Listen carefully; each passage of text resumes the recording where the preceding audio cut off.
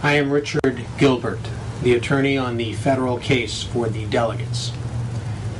Mr. Romney, no one, and I mean no one, pushes around a Ron Paul delegate and politically survives. Mr. Romney, how was your trip abroad to raise campaign contributions in Israel and Europe? It must have been a typical Bain-style huge criminal success. Don't you know it is a felony crime to take any campaign contributions from any foreigner? Another day, another Romney felony crime. Of course, this disqualifies you from becoming president. In my second video, I explained what a Romney presidency would be worse. It would be worse than Watergate from day one. So now all delegates have yet another profound reason not to vote for you at the Organized Crime Convention in Tampa. You are a serial criminal. Your latest felony crime of taking foreign campaign contributions makes you un-American, a criminal, a felon. How will you report your foreign contributions to the Federal Election Commission? Will you commit perjury and lie about it, like you did when you filed your perjurious SEC filing regarding your status as CEO of Bain from '99 to 2001?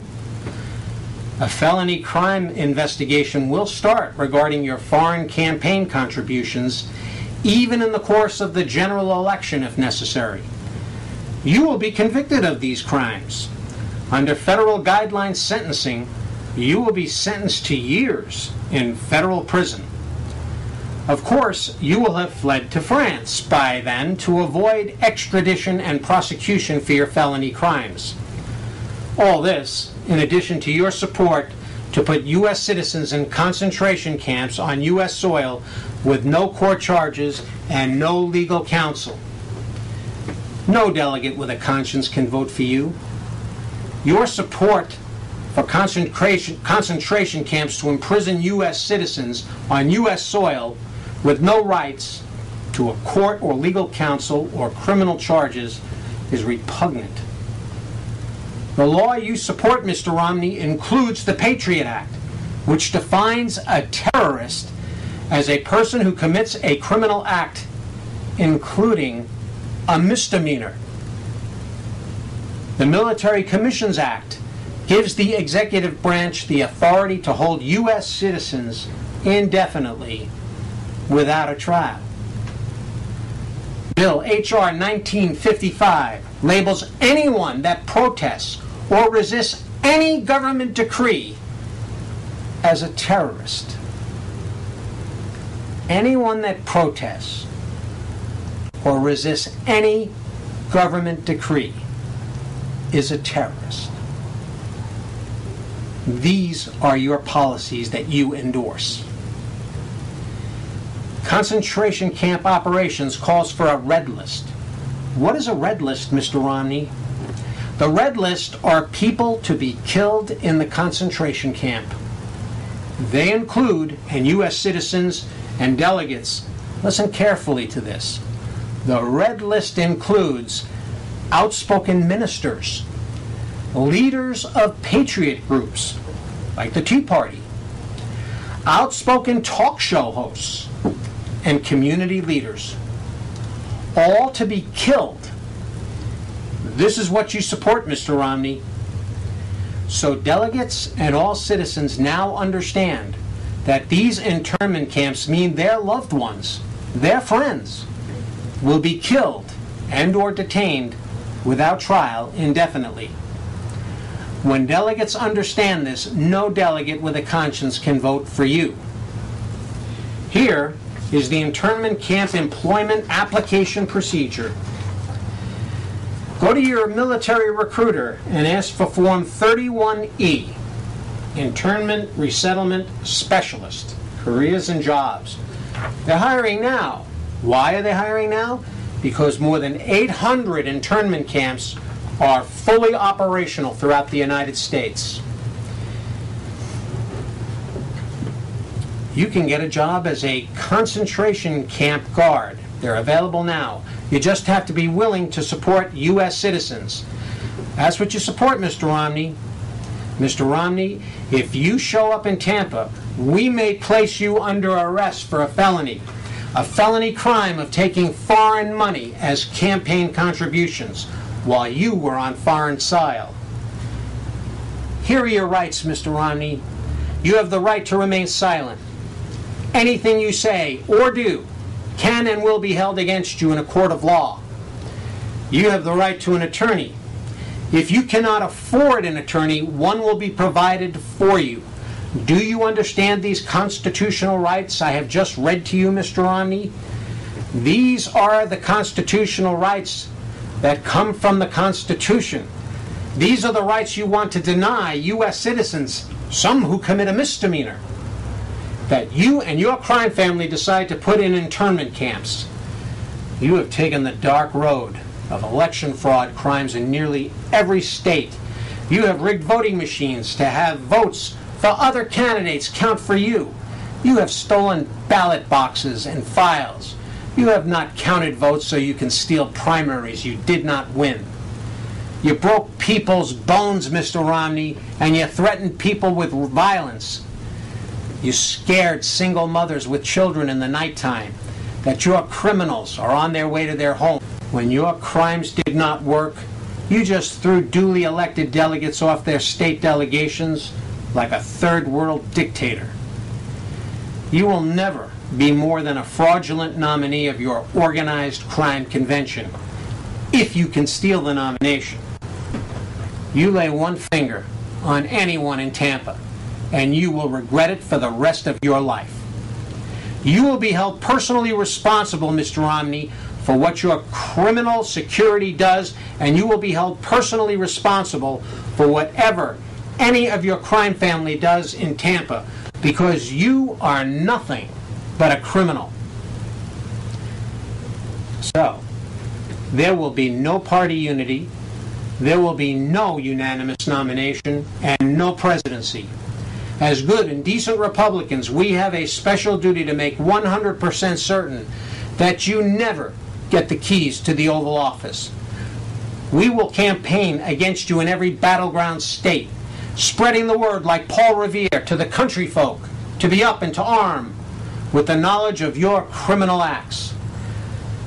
Have you returned your profits to your crime victims in your $8.5 billion Ponzi scheme that you started with your millions of dollars of seed money? No. You have not yet returned any of that money. You still have your offshore bank accounts. You use the Cayman Island accounts to acquire and hide foreign investment. You used your Swiss accounts to hide income. And for the big crimes, you used Panama accounts.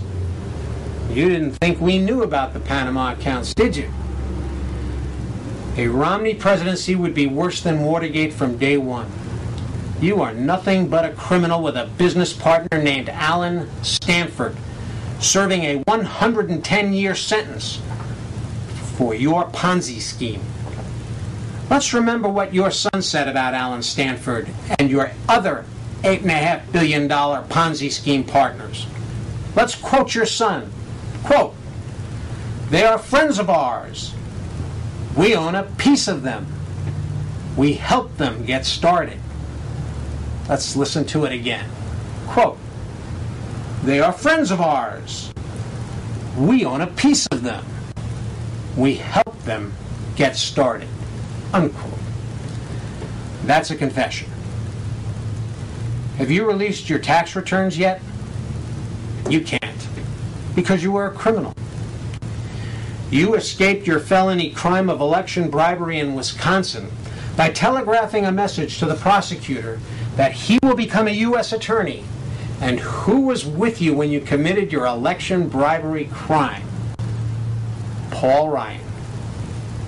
Mr. Ryan gained some influence over you as he witnessed the felony crime.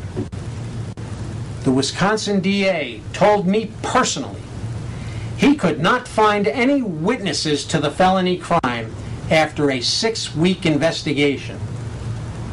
but you committed the crime on television. You did it in front of a couple of hundred witnesses. When I told the DA that the witnesses signed their names next to their addresses in poll books on Election Day, he changed his story. On a Friday evening, on a 3-day holiday weekend, just like a politician, he issued a written statement that your televised bribery was really just a staff meeting. You gave him that advice. The stink of your criminal enterprise is all over it. So, Paul Ryan was the waiter, then, to your staff meeting. Ryan was present, a witness to your crime, and now you're announced vice presidential candidate. Or, as you more accurately put it, when you introduced him, the next president of the United States, because you will have to run to France to escape criminal prosecution for your crimes. You call your business model creative destruction. You never created jobs. You bought often profitable businesses like KB Toys in malls throughout the country. Then you loaded these businesses, profitable as they were, with impossible debt as part of your creative destruction scheme. You took them into bankruptcy.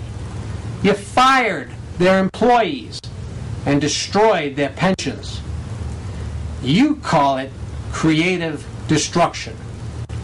Now, good and decent Republicans are going to creatively destroy you.